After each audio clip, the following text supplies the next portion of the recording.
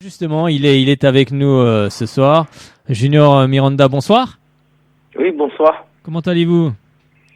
Ça va mieux. Oui.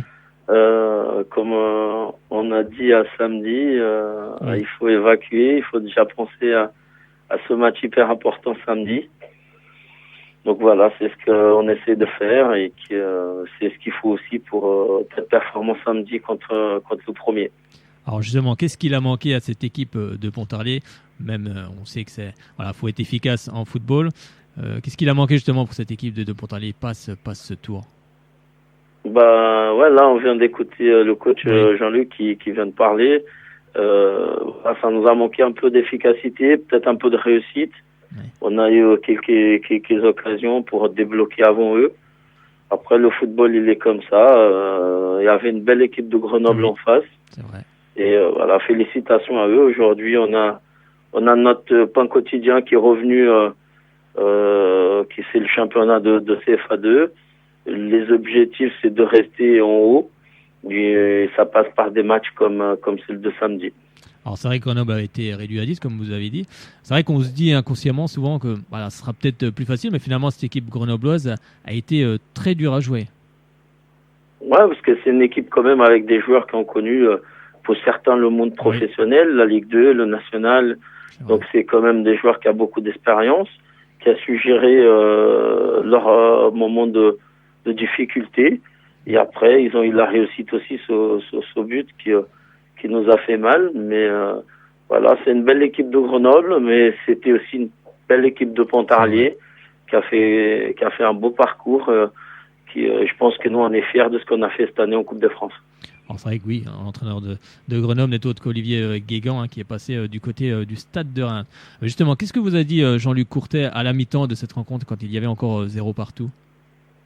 À la mi-temps, il nous encourage, il nous dit que voilà, on est en train de faire le match qu'il fallait, parce qu'il faut pas se tromper d'objectif. Il y avait quand même une grosse écurie en face.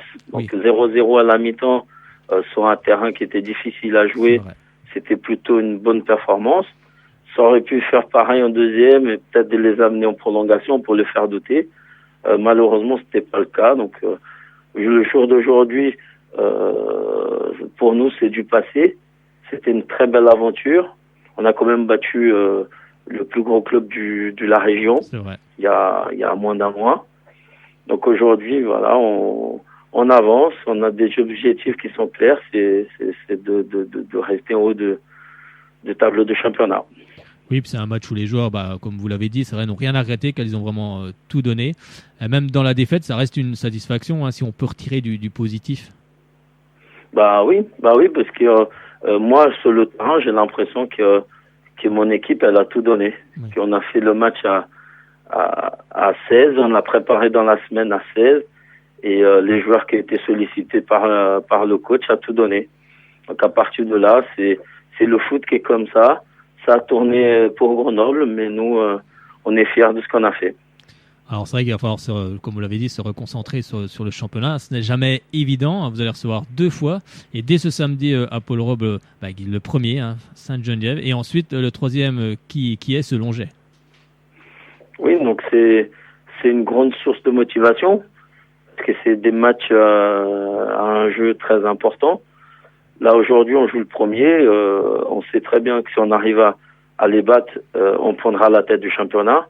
Et derrière, on reçoit aussi Célongé qui est en grande forme et qu'on pourra derrière peut-être confirmer notre emprise sur ce championnat-là. Alors c'est vrai que les supporters ont répondu présents lors de ces 2 rencontres de Coupe de France. Peut-être aussi un gros point positif, en espérant qu'ils seront nombreux ce samedi face aux leaders et en tout cas pour le reste de la saison. Oui, depuis le début de saison, c'est un public qui est fidèle. Depuis le début de tous les matchs qu'on a fait à domicile, les voix même à l'extérieur, parce qu'à Besançon, il y a Ornans, on a eu beaucoup de gens qui sont venus nous soutenir. Donc je pense qu'ils ont pris du plaisir aussi à venir nous voir en coupe. Ils vont retourner parce qu'il y a quand même de bon football aussi en championnat. Oui, puis il y a une belle saison aussi pour Pontarlier qui est dans les premières positions en étant deuxième. C'est plutôt intéressant pour la suite. Ouais, c'est pour ça. On a besoin d'eux. Ils nous encouragent depuis le début et je pense qu'ils vont pas s'arrêter là parce qu'ils nous connaissent, ils savent de quoi on est capable. Donc là, dès samedi, les gens, j'espère, ils vont venir nous voir parce que nous, comme à chaque fois depuis le début de saison, on va tout donner pour amener la victoire. Alors, on sait que vous êtes brésilien. Hein, et alors, justement, est-ce que c'est facile de s'adapter au climat et à tout ce qui s'ensuit? Bah, c'est la question que tout le monde me pose. Bah, aujourd'hui, ça fait 15 ans que je suis en France. Oui, oui. Donc, on va dire que C'est gagné, c'est moins compliqué aujourd'hui avec la météo. Oui. Je suis arrivé en France il y a 15 ans à Cherbourg. Oui, c'est ça. Et vous imaginez qu'au niveau du climat, Oui, c'est pas non je me plus, doute. c'est pas Copacabana d'être c'est en sûr. Normandie. Donc, j'ai pu faire mes preuves, j'ai pu m'adapter. Il y a 3 ans, j'étais dans le Jura. Je pense qu'au niveau de la météo, ça y ressemble beaucoup à Pontarlier. Donc, il n'y a pas de souci à ce niveau-là. Je sais, on s'était croisés d'ailleurs au match contre Auxerre. Contre Auxerre, où ça s'était pas très bien passé pour Jura Sud. Exactement, ouais. C'était une 16e de finale il y a 2 ans avec Jura Sud. Ouais. Voilà, vous aviez eu un penalty, si je me trompe pas. Exactement. Ça. Et il y avait eu un hors-jeu pour Auxerre de 2 mètres. Exactement. Je l'avais vu en Et tribune. comme quoi, on a rebondi. Moi, j'ai pu rebondir parce que derrière, j'ai pu participer à une victoire contre Sochaux. C'est vrai, comme quoi ça tourne dans le football, comme on dit. Mm. Eh ben, écoutez, on est content de vous avoir eu ici. De toute façon, on va encore venir voir des matchs du côté du C1 Pontarlier, où j'encourage tout le monde à aller voir. On voit de beaux matchs également. Et puis, on se revoit très bientôt. Bah, c'est moi qui vous remercie. Et vous savez, je suis à votre disposition. Donc, merci. Quand vous avez le temps, quand vous avez besoin, n'hésitez surtout pas à me solliciter. Voilà, ça c'est aussi Pontarlier. On a été très bien accueillis, très bien reçus, et on reviendra bien évidemment parce qu'on a passé un très bon moment contre le FC Sochaux-Montbéliard, même si c'est aussi mon club de cœur. Mais en tout cas, vous aviez fait une grosse partie et c'était amplement mérité la victoire. Et puis, on aurait bien voulu que ça passe contre Grenoble, mais c'est comme ça, comme vous l'avez dit. C'est le football, mais on reviendra justement revoir cette équipe de Pontarlier qui, en fin de saison, on l'espère, montera d'une division. C'est tout le bonheur qu'on vous souhaite.